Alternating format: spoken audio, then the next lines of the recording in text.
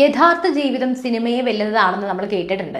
എന്നാൽ ഒരു സിനിമ റിലീസാകുന്നതിന് തൊട്ടു മുമ്പ് നടന്നൊരു ക്രൈം ആ സിനിമയിലെ അതേ സീനുകളിലൂടെ വർഷങ്ങൾക്ക് ശേഷം തെളിയിക്കപ്പെട്ടാലോ?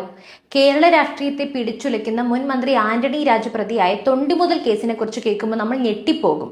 1991 പുറത്തിറങ്ങിയ ശ്രീനിവാസൻ ചിത്രം ആനവാൽ മോതിരം കണ്ടവർക്കറിയാം, അതിലൊരു രംഗമുണ്ട്. പ്രതിയുടെ അടിവസ്ത്രം കോടതിയിൽ വെച്ച് അളന്നു നോക്കുന്നത്. 3 പതിറ്റാണ്ടിന് ശേഷം ആന്റണി രാജു കുറ്റക്കാരനാണെന്ന് കോടതി വിധിക്കുമ്പോൾ ആ പഴയ സിനിമ വെറും ഒരു കഥയല്ല, മറിച്ച് നടന്ന സംഭവത്തിന്റെ കൃത്യമായ ആവിഷ്കാരമായിരുന്നു എന്ന് നമ്മൾ തിരിച്ചറിയുകയാണ്. എന്താണ് ഈ ജട്ടി തിരിമറി കേസ്? എങ്ങനെയാണ് ഒരു വിദേശിക്ക് വേണ്ടി നിയമത്തെ തകിടം മറിക്കാൻ ശ്രമം നടന്നത്? നോക്കാം. Nedumangad judicial first class magistrate കോടതിയുടെ വിധി വരുമ്പോൾ അതൊരു രാഷ്ട്രീയക്കാരന്റെ മാത്രം പതനമല്ല, മറിച്ച് 34 വർഷം നീണ്ട ഒരു നിയമ പോരാട്ടത്തിന്റെ ക്ലൈമാക്സ് കൂടിയാണ്.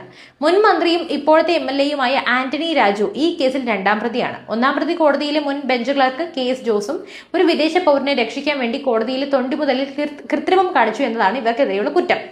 1990 ഏപ്രിൽ 4 കഥ തുടങ്ങുന്നത്. തിരുവനന്തപുരം വിമാനത്താവളത്തിൽ വെച്ച് ഓസ്ട്രേലിയൻ പൗരനായ ആൻഡ്രൂ സാൽവദോർ സർവലി പിടിയിലാകുന്നു. അടിവസ്ത്രത്തിൽ ഒളിപ്പിച്ച് കടത്താൻ ശ്രമിച്ച 61 ഗ്രാം ഹാഷിഷുമായിട്ടാണ് ഇയാൾ പിടിയിലായത്. അന്ന് യുവ അഭിഭാഷകനായിരുന്ന ആന്റണി രാജുവും സീനിയർ സെലിൻ വിൽഫ്രഡും ചേർന്നാണ് പ്രതിക്ക് വേണ്ടി ഹാജരായത്. തിരുവനന്തപുരം സെഷൻസ് കോടതി പ്രതിയെ 10 വർഷം തടവിനും 1 ലക്ഷം രൂപ പിഴയ്ക്കും ശിക്ഷിച്ചു. തിരിമറി നടന്നത് എവിടെയാണെന്ന് പറയാം. ശിക്ഷിക്കപ്പെട്ട പ്രതി ഹൈക്കോടതിയിൽ അപ്പീൽ നൽകി. അവിടെയാണ് നാടകീയമായ നീക്കങ്ങൾ നടന്നത്.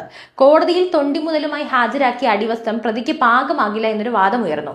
കോടതിയുടെ നിർദ്ദേശപ്രകാരം പ്രതി അത് ധരിക്കാൻ ശ്രമിച്ചു. അത്ഭുതം എന്ന് പറയട്ടെ, ആ അടിവസ്ത്രം പ്രതിക്ക് തീരെ ചെറുതായിരുന്നു. ഇത്രയും ചെറിയ വസ്ത്രം ധരിച്ച് എങ്ങനെ മയക്കുമരുന്ന് കടത്തുമെന്ന സംശയത്തിൽ ഹൈക്കോടതി പ്രതിയെ വെറുതെ വിട്ടു. പ്രതി ഉടൻ തന്നെ ഓസ്ട്രേലിയക്ക് കടന്നു. പക്ഷേ ഇവിടെയാണ് ട്വിസ്റ്റ്.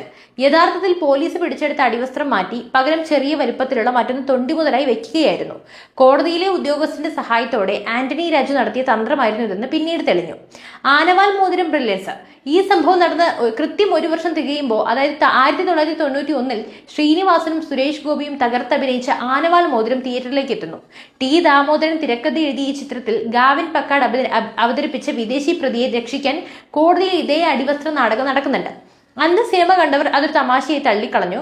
എന്നാൽ വർഷങ്ങൾക്കിപ്പുറം ആന്റണി രാജുവിനെതിരെ ഇന്റർപോൾ വഴി വിവരം ലഭിക്കുമ്പോഴാണ് സിനിമയും ജീവിതവും തമ്മിലുള്ള ആ സാമ്യം കണ്ട് മലയാളി ഞെട്ടിയത്. കേരളത്തിൽ നിന്ന് രക്ഷപ്പെട്ട ആൻഡ്രൂ സാൽവദർ ഓസ്ട്രേലിയയിൽ വെച്ച് മറ്റൊരു കൊലക്കേസിൽപ്പെട്ടു.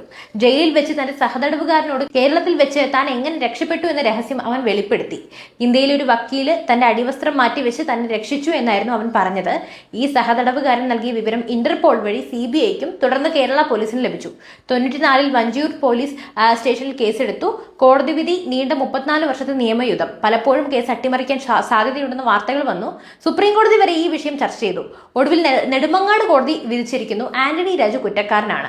ഭരണഘടനാപരമായ പദവികൾ വഹിക്കുന്നവർ പോലും നിയമത്തെ കബളിപ്പിക്കാൻ ശ്രമിച്ചാൽ കാലം അവർക്ക് ശിക്ഷ കരുതി വെക്കുമെന്ന് ഈ കേസ് തെളിയിക്കുന്നു. ഒരു സിനിമ പോലും വിശ്വസിക്കാൻ പ്രയാസമുള്ള കാര്യങ്ങളാണ് ആന്റണി രാജു കേസിലൂടെ നമ്മൾ കണ്ടത്. രാഷ്ട്രീയ സ്വാധീനവും പണവും ഉണ്ടെങ്കിൽ നിയമവ്യവസ്ഥയെ പോലും കബളിപ്പിക്കാമെന്ന് കരുതിയവർക്കുള്ള തിരിച്ചടിയാണ് ഈ വിധിയിലൂടെ. നീതി നടപ്പിലാക്കുമോ അതോ അപ്പീലുകളിലൂടെ കേസ് വീണ്ടും നീണ്ടുപോകുമോ? നമുക്ക് കാത്തിരുന്ന് കാണാം.